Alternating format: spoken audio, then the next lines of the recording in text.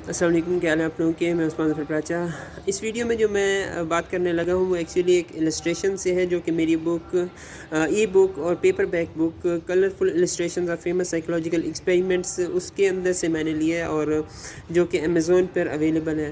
اور آپ کی شیئرنگ اور پرچیز اس بک کی مجھے مدد کر سکتی ہے کہ میں اور زیادہ اچھا کام کروں۔ یہ ایکچولی ایک کیس اسٹڈی ہے فینیاس گیج کی، جو 1848 میں تھا۔ وہ ایک 25 سال کا نوجوان تھا اور تقریباً 1.70 میٹرز کی ہائٹ تھی، 1.7 میٹر کی ہائٹ تھی، اور 70 کلو کا وزن تھا اس کا تقریباً۔ وہ ایک بار کے ساتھ کام کر رہا تھا، اور اچانک ہی ایسا ہوا کہ وہ بار جو ہے وہ اس کے چیک کو، اس کے گال کو زخمی کرتا ہوا اس کے منہ کے اندر گھس گیا لیفٹ سائڈ سے۔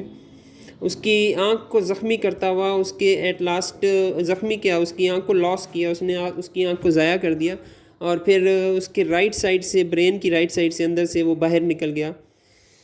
اتنی تیزی سے اس کے اندر سے، اس کے سر کے اندر سے یہ راڈ نکلا تھا کہ اس کو دھکا لگا اور پیچھے جا کے گر گیا، اور تھوڑی دیر کے لیے اسے جھٹکے بھی لگنے شروع ہو گئے تھے، لیکن تھوڑی دیر کے لیے پھر وہ ہوش میں بھی آ گیا تھا اور بات چیت بھی کر رہا تھا۔ اسے پھر ڈاکٹر ایڈورڈ ایچ ولیمز کے پاس لے گئے تھے، جس نے اس کو میڈیکل کیئر دی تھی، لیکن بہت زیادہ خون بہنے کی وجہ سے وہ انیمیا کا شکار ہو گیا تھا، اور 2 ہفتے سے زیادہ سیمی کانشیسنیس کی اسٹیٹ میں چلا گیا تھا، یعنی ایسی اسٹیٹ جس میں تھوڑا بے ہوش تھا اور تھوڑا جاگ رہا تھا۔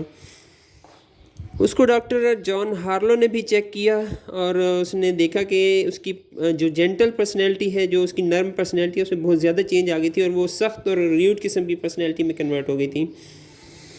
لیکن اس کی یادداشت اور سوچنے سمجھنے کی صلاحیت کو خاص متاثر نہیں ہوئی تھی اس سے۔ ایسا بھی کہا جاتا ہے کہ یہ جو اس کی پرسنالٹی کا چینج ہے، یہ تقریباً 2 سال تک رہا تھا، اور پھر آہستہ آہستہ اس کی پرسنالٹی میں واپس پچھلے والی حالت واپس آنی شروع ہو گئی تھی۔ یہ تھی کیس اسٹڈی فینیاس گیج کی، جو 1848 میں تھا۔